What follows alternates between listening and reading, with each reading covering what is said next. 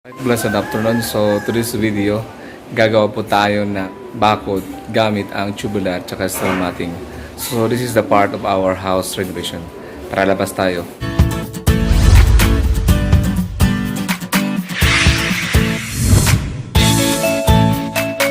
Mag-upisa na kami na gumawa ng bakod. So ang ginagamit pala namin na materials is 2x2 na tubular at steel matting. Then, meron kasamang 1.5 na flat bar para sa pag-windingan ng matting.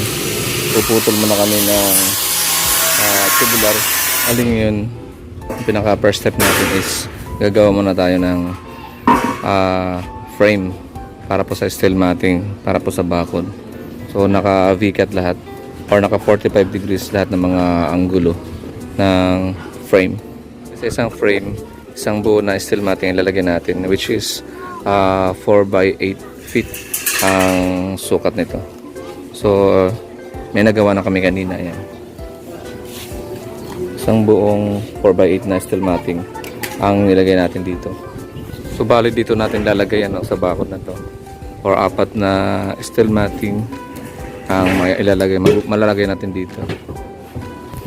Tapos doon naman sa kabila, isang buo tsaka 2 kalahati ang lalagay natin. Then itong ginagawa namin ngayon, wini-welding na frame, ito yung pangatlo. Makikita natin naka-V-cut yun.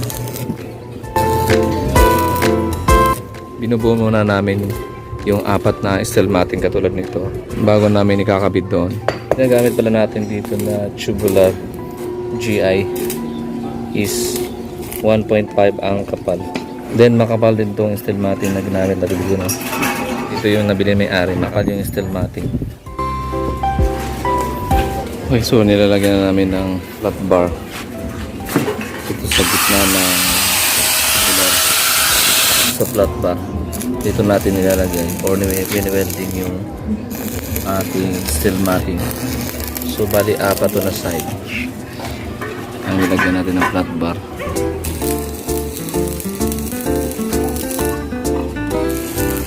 So yung 4 na side ang nilalagyan natin ng flat bar.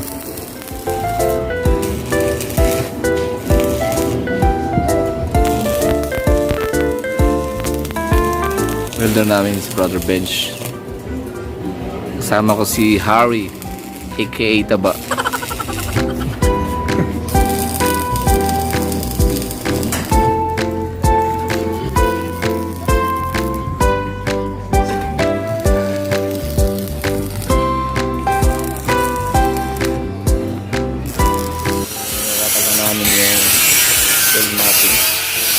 So pinagputulan ngayon yung sobra, yung pinakadulo ng steel matting.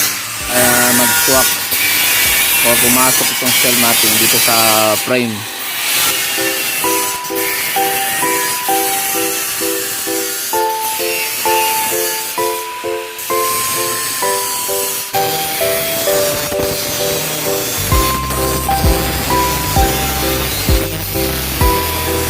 So after putulan yung mga sobra na dulo ng steel matting, so i-welding natin ngayon itong steel matting dito sa flat bar na nilagay natin.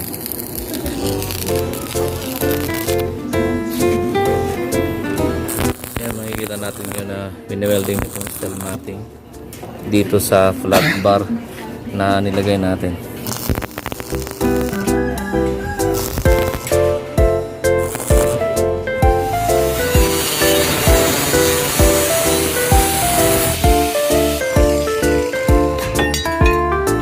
45 degrees na yun.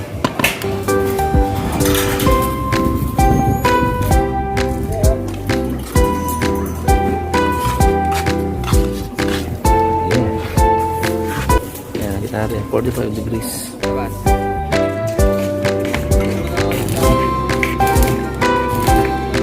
Yan, gagamit natin ng skwala para magkaroon siya ng 90 degrees angle para eskwalado itong ating frame. Okay, so update tayo ito sa ginawa naming bakod na tubular at steel matting. So ayan, kinakabit namin ngayon yung tubular na bakod na may steel matting dito sa may gilid. May gilid pala. 4 na peraso na steel matting ang nilagay dito. So ngayon, nakatatlo na kami ng kabit. Yan, isa, dalawa, tatlo. Then ito panghuli, pang-4. Kakabit pa lang ano.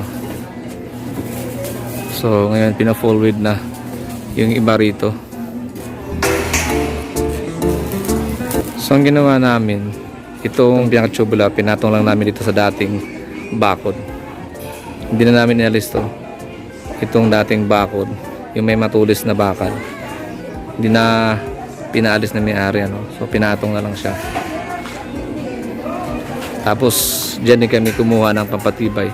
Dyan na rin winelding yung tubular.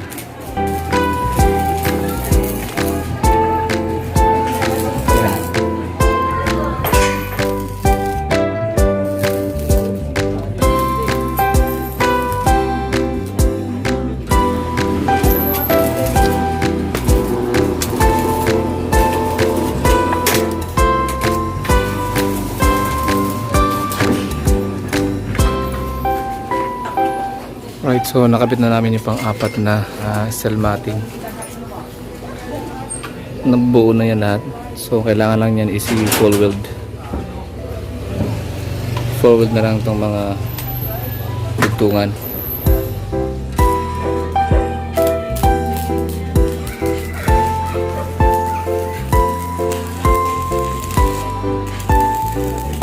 Nakabit na dito yung steel matting sa may harapan. Isang buo tsaka isang kalahati. So nalagyan na rin ng mga braces yan. Matibay na. Tapos dito naman sa gilid, okay, pinapatibay na rin to. So nilagyan natin ng mga braces dito sa baba. Itong dating bakod, ayan, meron na naka-brace para matibay siya. So dito tayo sa loob. Tapos dito sa may loob, sa may taas, nilagyan namin ng brace. Nilagyan namin ng 12mm na bakal. Tapos meron din doon isa pa. Tapos lalagyan pa namin sa gitna para hindi siya hawid. So makikita natin, ayan, hindi na umalit. Matibay na siya. May braces na sa taas, tapos may brace na rin sa baba. Okay, so mamaya tapos na rin to. So I hope guys, may natutunan kayo sa video na to. And if you like my video, please don't forget to subscribe and click the notification bell for more videos. Once again, God bless us all. Bye-bye.